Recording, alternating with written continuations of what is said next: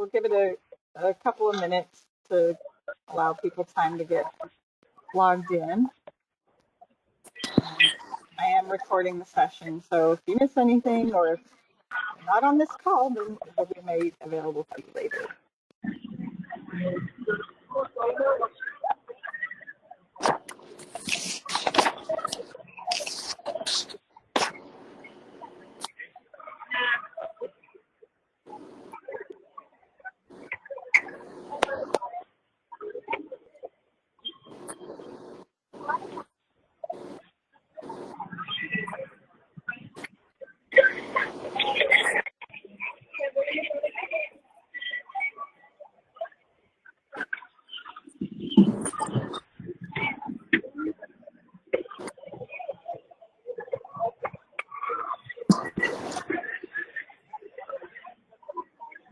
Oh, no.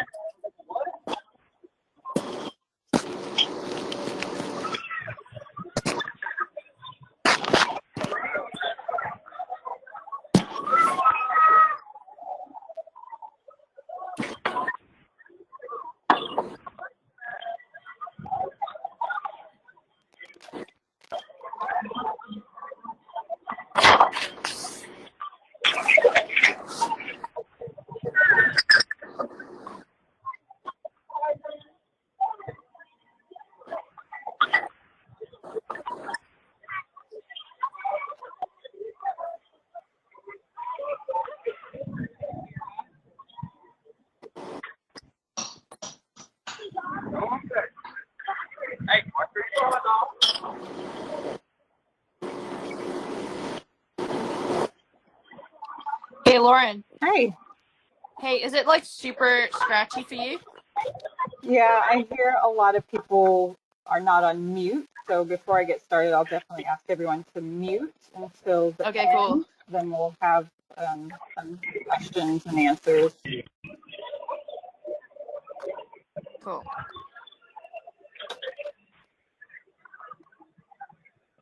Just give it one more minute and Yeah, totally. we'll get started.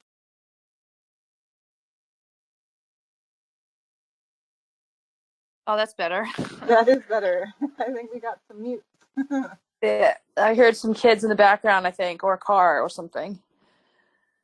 Yeah, there was a lot going on back there. Yeah.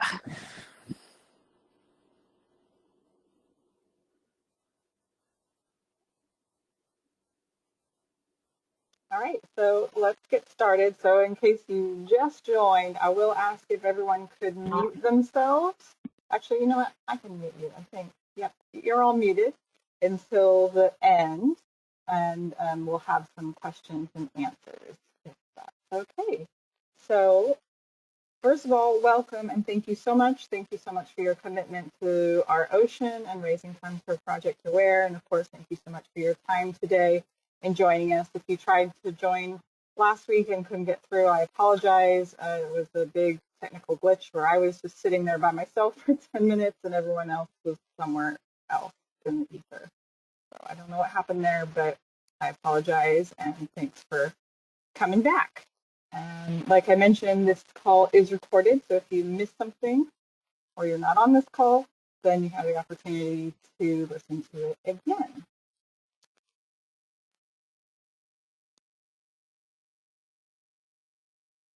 Okay, so just to introduce myself, I'm sure you're all familiar with my name. I'm Lauren Whiskerson. I'm the development manager at Project Aware, and I have the privilege of leading fundraising. This is my 16th year with Project Aware, and if you're into scuba diving, you might be familiar with PADI, the Professional Association of Diving Instructors. I've actually been working in their building for the past 20 years. And since I started working with Project Aware, I've worked within the programs area, in engagement, and now for quite some time now, fundraising. So I hope to be a great resource to you if you have questions on how to get more involved in our work or just on fundraising in general. I'm always happy to pick up the phone and call you or answer your emails, whatever is best for you. And I think we might even have one or two people who are local. So if you are local to Rancho Santa Margarita, Orange County, California, be happy to meet up with you for lunch or do whatever I can do to help. I want to also introduce Liz Parkinson. She is our team captain, and she's been running in the Chicago Marathon since 2016 for Project Aware. In addition to that, she's also been running the New York City Marathon for Project Aware since 2013.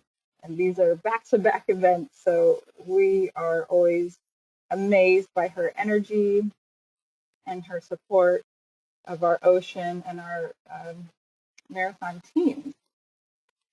Over the years, she's raised around $20,000 for Project Aware and Ocean Protection, and we cannot thank her enough. 2020 is a very special year. Very excited about this, where this Chicago team is our biggest team ever. We have 37 runners supporting our team this year, where in the past we've had around 10 to 15. So a really big jump. I think this will be an amazing year. I hope that the team interacts and connects with each other.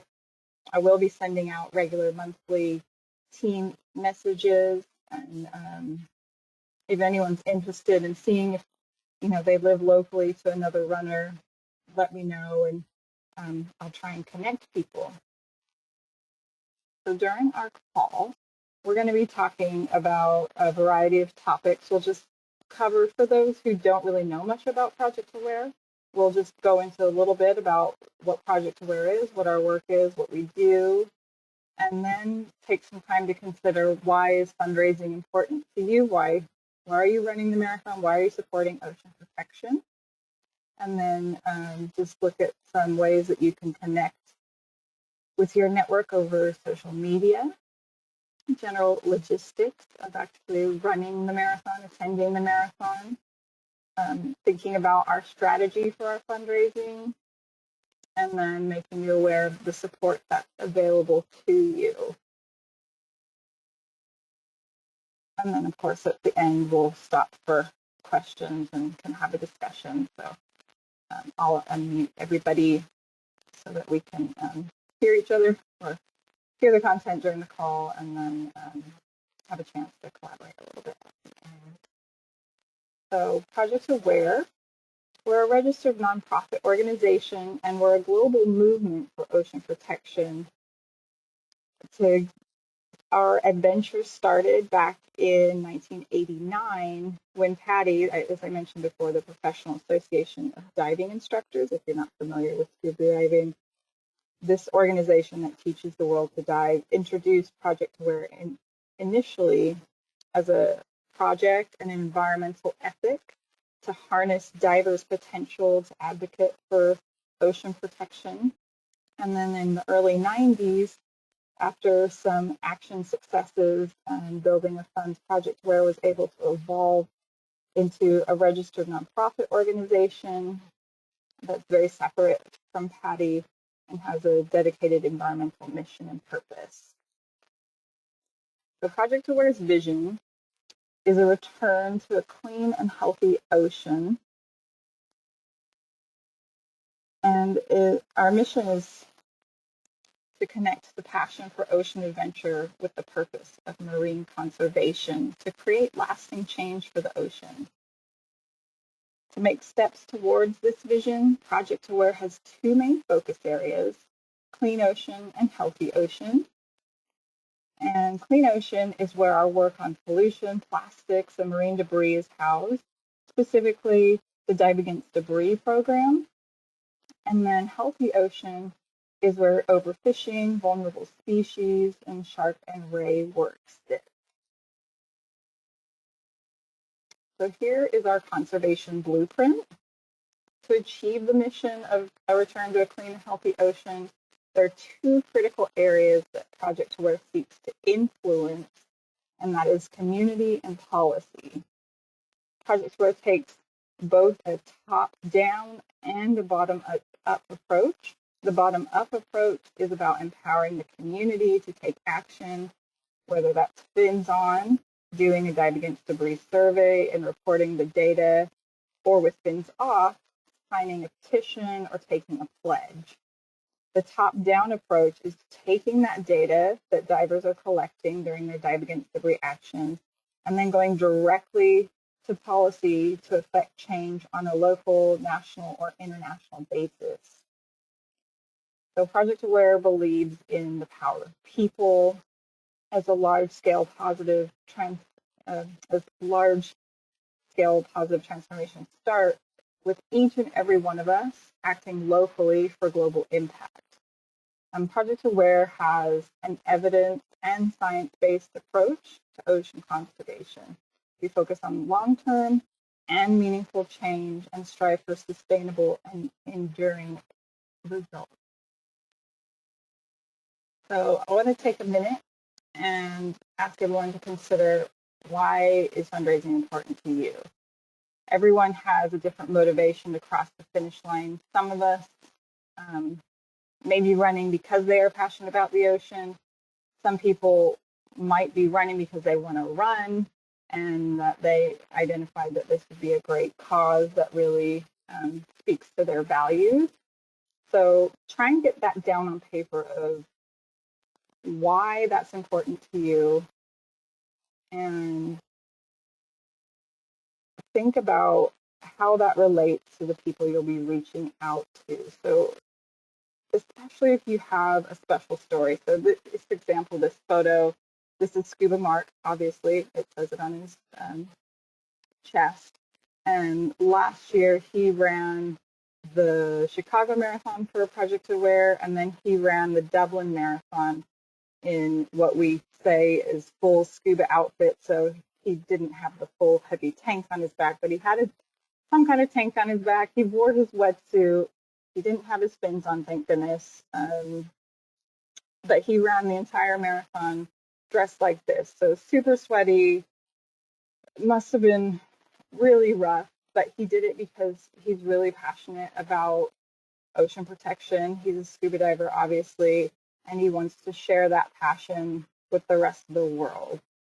So if you have a similar, probably not a similar story to Mark, but something that makes you unique and stand out, try to do your best to share that with those that you might be reaching out to for support. But you can also reach out to the marathon itself. They're always looking for fun and interesting stories. So as you are going through this fundraising journey and this marathon training journey, try to leverage your social media. So try to get connected, if you're wherever you're at, if it's on Facebook or Twitter or Instagram, try to connect with the Bank of America Chicago Marathon. I've given some links here. So it's facebook.com/Chicago Marathon. With Instagram and Twitter, it's at CHIT Marathon. And so try to tag your photos and post with, hashtag marathon, hashtag my Chicago Marathon. That will connect you to that Bank of America world, but also try and do hashtags that relate to Project Aware and tag Project Aware, because we want to definitely see you out doing training and hear about your interesting stories. And then that makes it easy for all the organizations to share that and inspire other people.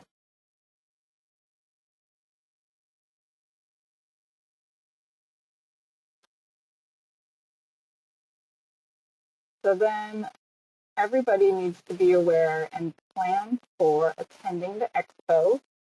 Everyone needs to arrive early enough to get there. So when booking travel, make sure that you have time to get to the expo. One, it's a lot of fun and there's a lot of great energy there, but also, you get to interact with a lot of vendors and a lot of other runners to just be up to date on what the latest and greatest is. But most importantly, you do need to collect your bid before the run, and this is where you would do it. And they do insist that everyone has a government-issued photo ID, and you do have to show up yourself in person only to pick up your bib. They're not going to give your bib to anyone else. I know in some extenuating circumstances, they might be able to put it on hold for you if, for whatever reason, and it usually has to be a pretty good reason. You weren't able to pick up your bid, you might be able to make some alternative arrangements, but hopefully, you know well ahead of time that that's something that's just going to be part of your travel. And then I do want to just confirm that you are responsible for taking care of all your own travel, your accommodation arrangements, getting there, being there, extending your stay as you would like is all down to you. So however long you'd like to be in Chicago or however short it has to be, it's all down to you. And I think, and Liz maybe can share later, that the organizers might reach out and there might be special deals and arrangements. And like I said, Liz has been running the event for quite some time, so she might have some really good tips on where to stay and things like that. So then, like I said, let's talk a little bit about what your strategy is. Do you already have a plan? Are you prepared to share what's unique about your story? Some people are a little shy about showing who they are and maybe feel like maybe they are showing off if they're talking about this. But this is a really big deal. This is important to you, and people in your life want to know about it, and be prepared to talk about it with them. And most importantly, share your connection with the ocean and why ocean protection is important to you. I've already provided you some templates, some ways to reach out by email, or you could format it into a real old-fashioned letter. But I want to make sure everyone knows that you really need to take the time to personalize anything that you send out as an appeal to connect with your supporters. And then, start asking, start talking to people, start with the people that are most likely to donate a larger sum to you.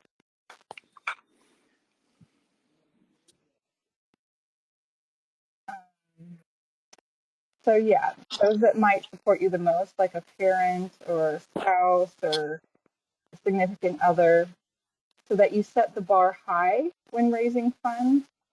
And then that will encourage the next round of people that you invite, that they might, if they were only going to donate $10, maybe if they saw that a lot of people had donated more, then that might urge them to make a larger amount too. And of course, if you aren't already subscribed to Project Aware to receive our e-news, make sure that you do go to our website and get subscribed. And if you want the link, I can email that to everybody. But I think it'd be great to stay up to date and get inspired on all the latest ocean protection news, and then maybe share things on your own social media that make people realize that you have a concern for the ocean. Can everybody mute themselves? I thought everyone was muted, but I'm going to try again. Okay. And then so when you communicate with your potential supporters, please do plan on at least a launch message, and then at least one follow-up, detailing how that your training is going, and then right before the event, at least a last chance to support me kind of message. And don't be afraid to keep asking. Generally, people want to support you, but they do forget, and they do appreciate the reminder. And the best way is a direct personal email. Like I said, you could do a snail mail, and that might get a pretty good response too, especially if you enclosed a self-addressed envelope for response. But don't skip the step of emailing or writing to people, because it really is the best way to get a response. And then you might want to find interesting ways to follow up. So something I did personally, I did a half marathon, and I made an announcement by email to all my contacts, and I got some response, and I made an effort to acknowledge all those people on social media, and then that in turn would encourage more support.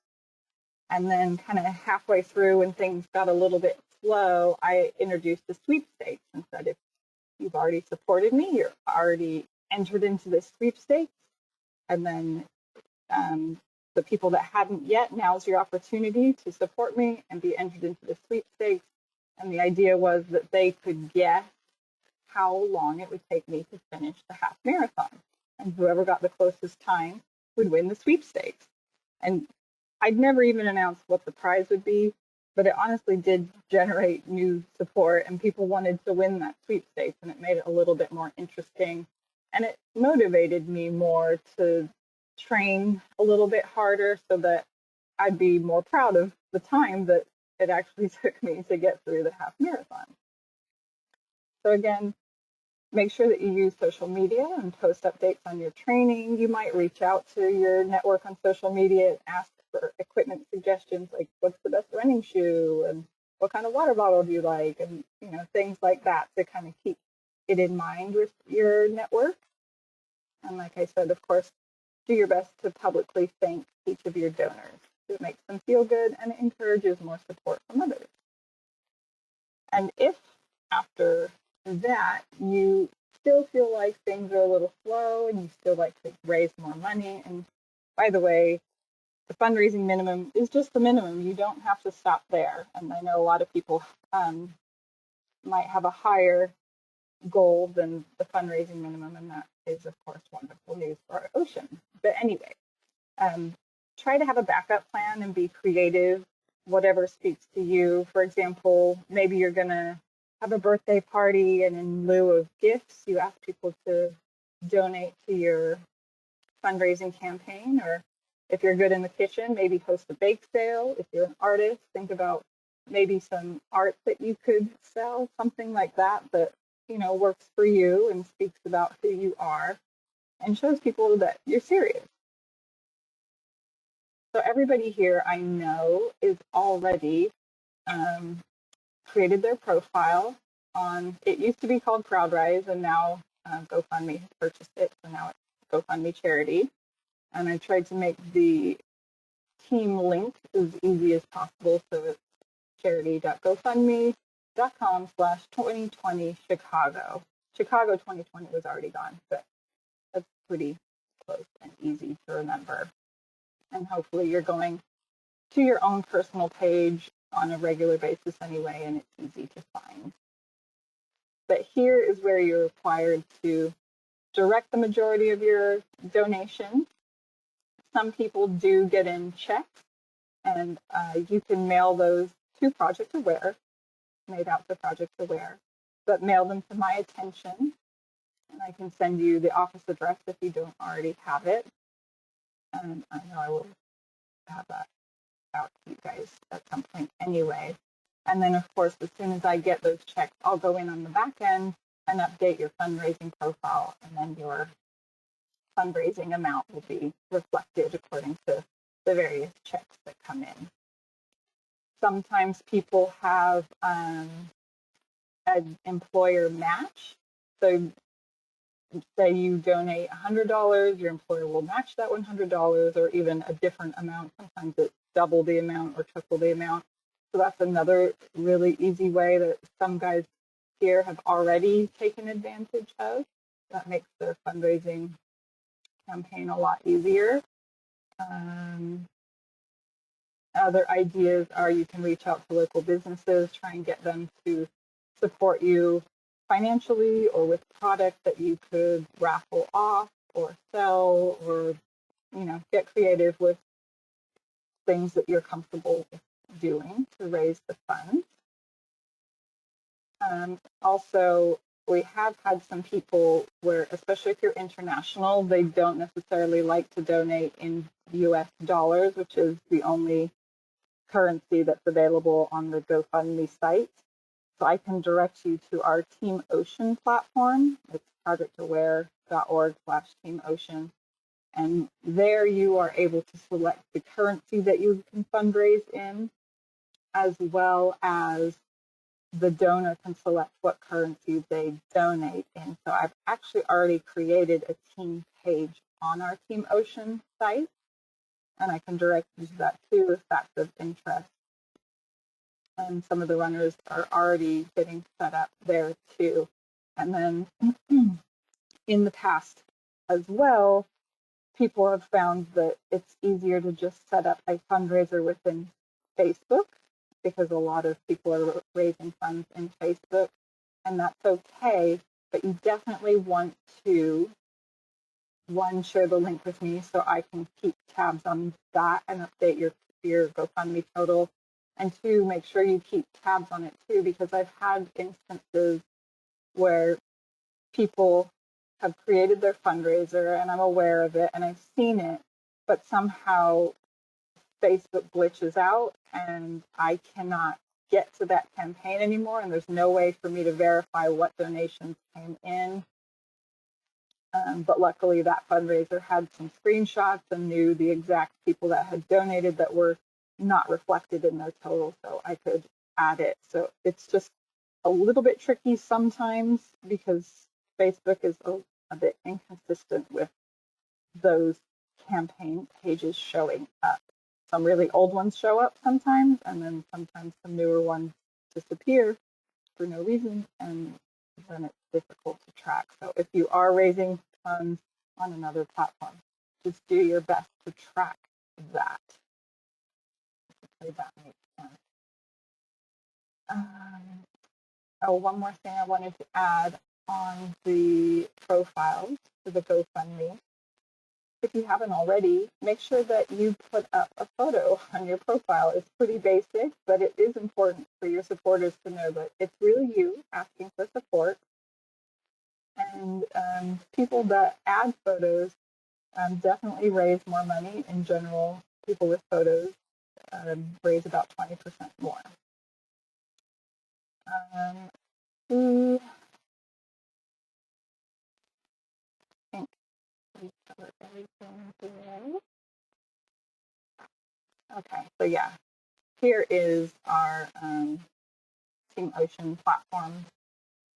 And then here is the Bank of America Chicago Marathon team that I've already created and mentioned, and we've already got a runner fundraising there. And then, so I've already touched on it, but make sure that you show your supporters that you're grateful. Project Aware, through the GoFundMe, your donors will already be receiving thank you messages, but it's important that they understand that you're grateful too, because sometimes people will support you even more after you've shown them that you're grateful. And here's an example of something that I've done where I fundraised this year for a dry January. I said I wouldn't drink during January and asked people to support me. So when someone did, I just sent them a quote that I felt was relevant to our friendship and added a photo to personalize it and make them feel good that they're supporting me and for them to know that I really am grateful for their support. And just remember, you're not hassling people, you're offering them an opportunity to support ocean protection.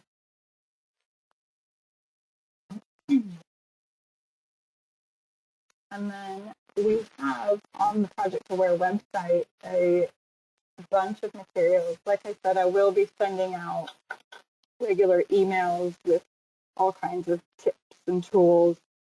But in the meantime, there are some general Project Aware branded items on the website. So take a look. And if you see something there and it gives you an idea that you'd really like something different, I might be able to help. So definitely stay in touch with any suggestions or questions, because maybe I already have something, but it's not on the website, but it will be coming your way if you ask. And definitely I do have images and logos that you could use for promotion. So if you're interested in that, let me know. And if anyone's new to running, please do keep in touch too if you're interested in getting support with a training course. I know those come up, and I need to know, especially for Chicago, exact names of people that would like that training course available to them. Right. And so now I will maybe I will unmute everybody. But if you don't have a question, I guess hopefully you don't mind muting yourself so that we don't get a whole lot of background noise while we have the Q&A session. So who has any questions? Lauren, could I just say a couple things just from the last several times that I've done the race, which I think is going to help a lot of people out. So first of all, thank you for doing this again and for all your support. You're amazing. I hope everyone can hear me, so I will try and speak clearly, but it sounds pretty quiet out there, so that's good. Basically, a couple things that I've learned, especially in Chicago. My advice to everybody is to look for accommodation sort of sooner rather than later. Hotels especially get massively booked up pretty soon. There's 45,000 people that run this race, and they're all jumping into Chicago all at the same time. There's the cool thing about Chicago is that the race starts and finishes in the park, which is roughly in the same space. And I've been very fortunate when I've done the race to stay in, there's millions of hotels, but the W, Sheraton, the Marriott, they're all walking distance after the race. For those of you guys who may have done a big event before, you know, at the end of a day like this, 45,000 people trying to find an Uber and a taxi is absolutely mayhem. So my advice is to look for a hotel now, or an Airbnb, which I've also looked into, and they're fairly reasonably priced right now, especially if you have family or kids. It's much cheaper to do Airbnb than it is to do a hotel. On the next point, make sure that the morning of the race, Chicago starts fairly early. I think the wheelchairs start at about 6:30 or 6:45. And although it is the first or second weekend in October, it can be quite cold. So make sure that you bring warm things to wear. What I've done in the past, actually, there's a company called Turtle Shell, and basically it's like a painter's outfit. And it really helps with wind. It is called the Windy City for a reason. A couple times I've been fine and have not needed anything, but more often than not, any kind of old hoodies or sweats, you can just peel them off and throw them on the side of the road, and they come along and clean them and give them to the homeless. So just bear that in mind. Another point for those of you who maybe have not participated in an event like this before, for those first-time runners or maybe people who are not so experienced in the marathon distance, I would recommend that you look and do a race before you do Chicago. It's a really good preparation. It gives you a little bit more of an experience on how the day's laid out, how you go into different corral systems, how the numbering's all done. You don't have to run a marathon, but there's loads of 10Ks, there's loads of half marathons, there's loads of 5Ks, and it's just kind of fun as well, just to kind of give your training a break so that you have something to look forward to, because running a race is far better than having to get up at 5 o'clock and go for a 13-mile run by yourself in the cold.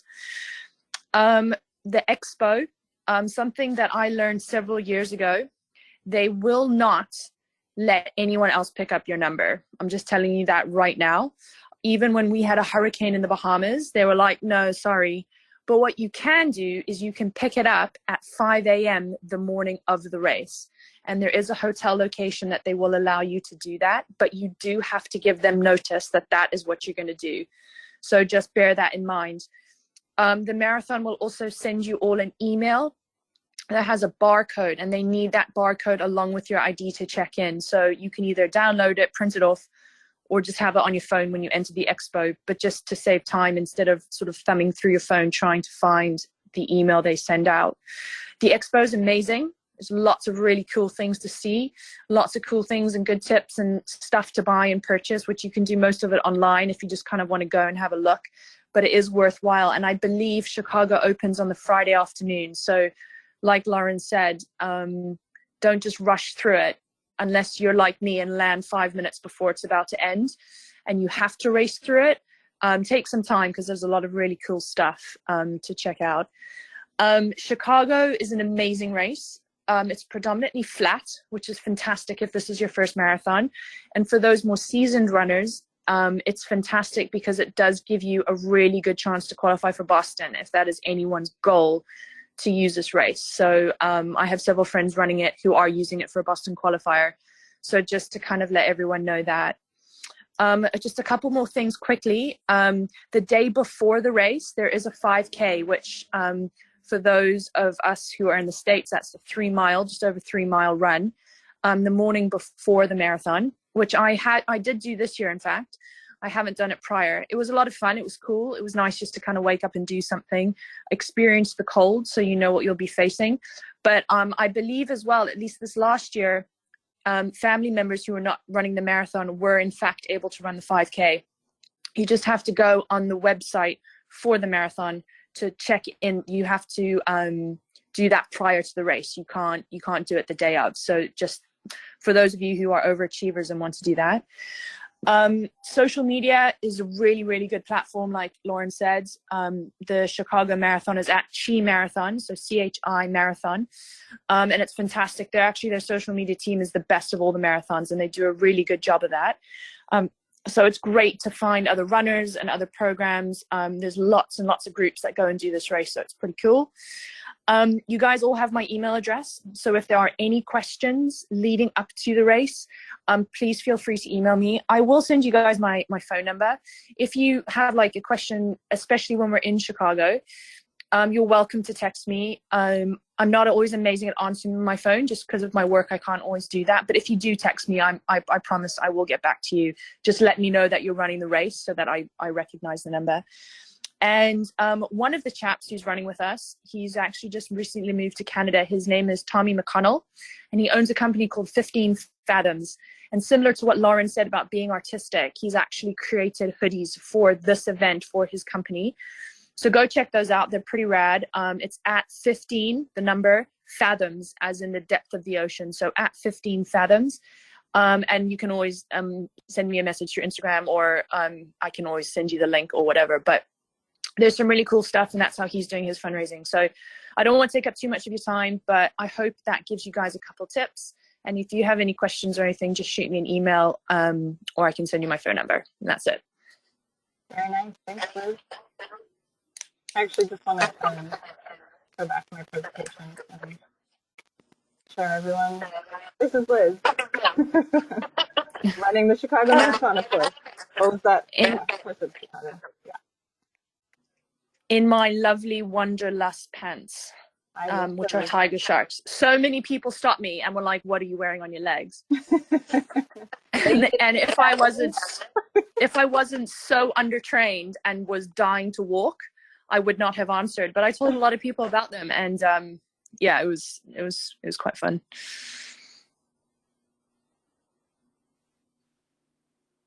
What else? Anyone else? Hello. Hi. Hey guys. I'm Tommy. I'm the one that Liz was mentioning. Thank you, Liz, for bringing that out and giving me a shout out. But I wanted to mention there's going to be I'm flying out a documentary filmmaker with me to Chicago, and he's going to be kind of following me this year throughout my training cycle. You know, I've never run a marathon before. I've never run this long before, but I'm in pretty good shape. But if anyone has any if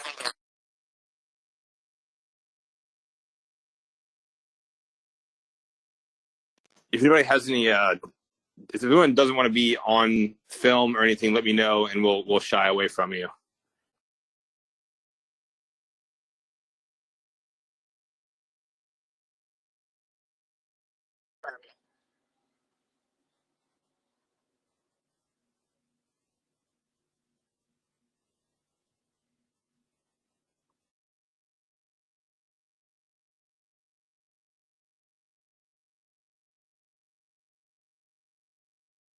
Sorry, I muted everybody for a second because I was getting a lot of feedback. But I think, can you guys unmute yourself if you want to talk? I think Tommy just did it. Am I right?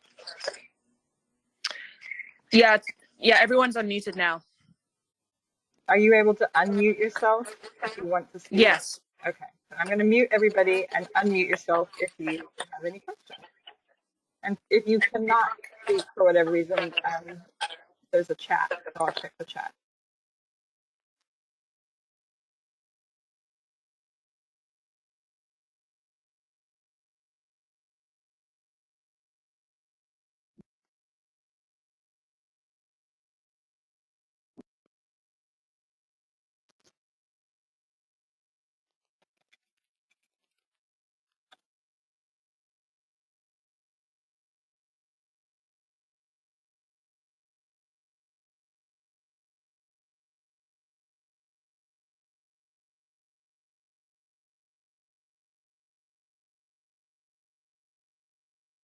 Hello, this is Raj. Can anyone hear me?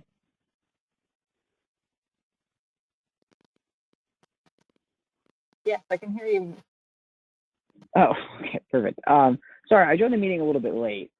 Will this deck be sent out to everybody after the meeting? Yeah, I'll send a follow-up. Okay. Include a video of the recording. Oh, perfect. Okay. Yeah, I just completely forgot, so I joined about 20 minutes late. I apologize. It'll be the full presentation you'll be able to watch and hear. Perfect. Thank you so much.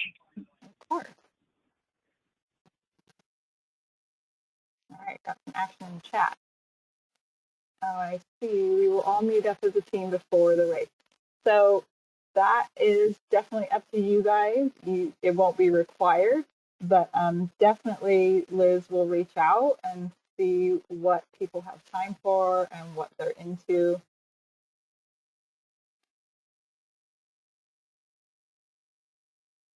Sorry, I was just reading Tommy's comment.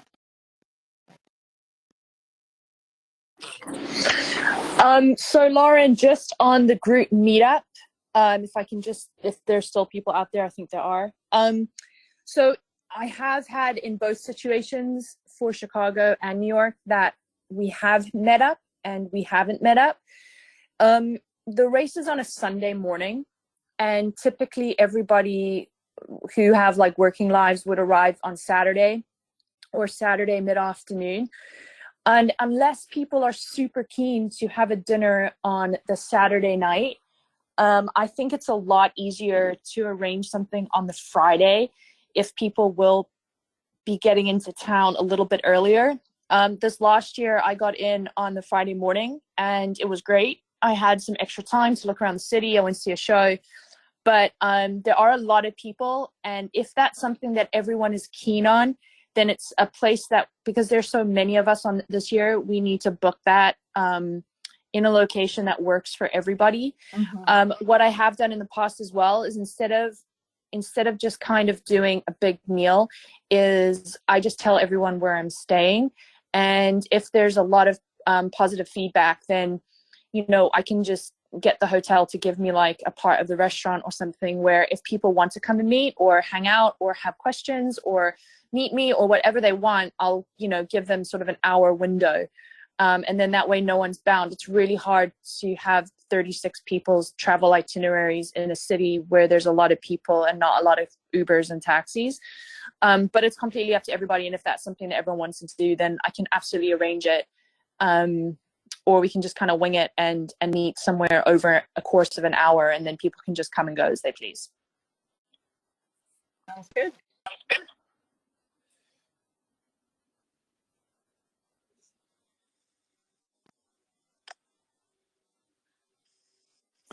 And then Lauren, I just see here Tracy has asked, do we wear a team shirt or do we wear our own thing? Oh, yeah. So I will be sending everybody a team shirt, hopefully in good time. So if you want to train in it and kind of practice running in it and make sure it's comfortable for you, I'm hoping that'll be coming out in the next couple of months. I've already requested some information to get those designs going. You will not be required to wear the shirt by any means, but if you like it, we hope you will wear it, and we hope to get photos of you enjoying your run in them, whether it's just for training purposes or the actual event. But I know people can be very particular about what they want to wear for the big day, something that's not going to chase and that they're tried and true with. So it's up to you. Good question. And then Tracy's also just asked about will we start together or will we be corralled per our finish time? So yes, Tracy, in answer to that question, when you submitted your paperwork for the marathon, there was a portion or a section there where you submitted a time, be it a guess or be it from a prior race. So there are 3 major corrals, excluding the professionals who you may or may not be one, I don't know, but they generally go first. So the wheelchairs go, and then the professional women, I believe, then the professional men. And then there's 3 corrals, and within each corral, there's about 4 letters of the alphabet. And they will tell you when you go and pick up your number, which corral, which is a color. I think there's green, blue, and orange or red. And then they'll tell you within that corral what letter you fall under. And you can start at any corral that's behind you. You just cannot start in any corral that's in front of you. So if your running buddy has a faster time and has been put in a faster corral, they would have to move back to run with you as opposed to you running up front with them. It's just a way to give the people who are super fast and super quick the time to get out and do their times, and then everybody else sort of fills in behind.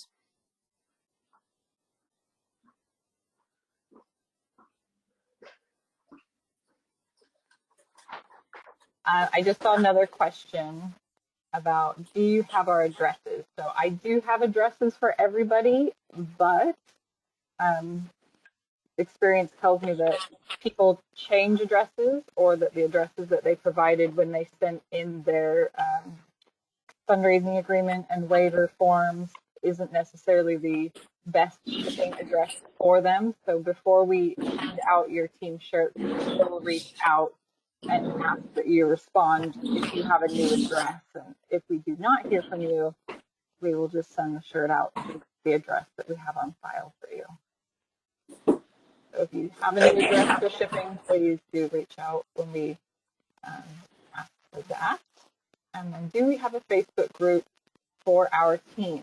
We do not yet, but we can. We've had them in the past when our team was a lot smaller and it didn't really get used.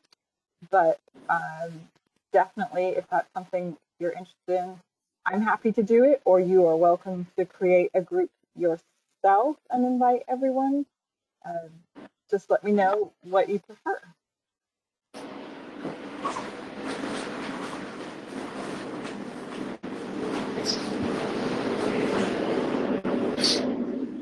I'm going to mute everybody again.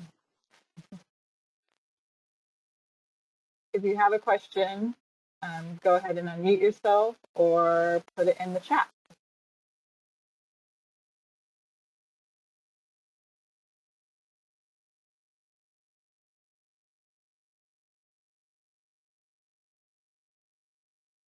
Okay, so I'm going to assume we have no more questions. Oh, no. I'd love a Facebook group for our time, but I wouldn't feel confident starting one. Okay, so I'll start a Facebook group and invite everybody. And it's, yeah, I'll invite everybody. And then if you want to join, you can. And if you don't, you don't. Okay, so yeah. If you have any more questions, let me know. If not, just reach out and let me know.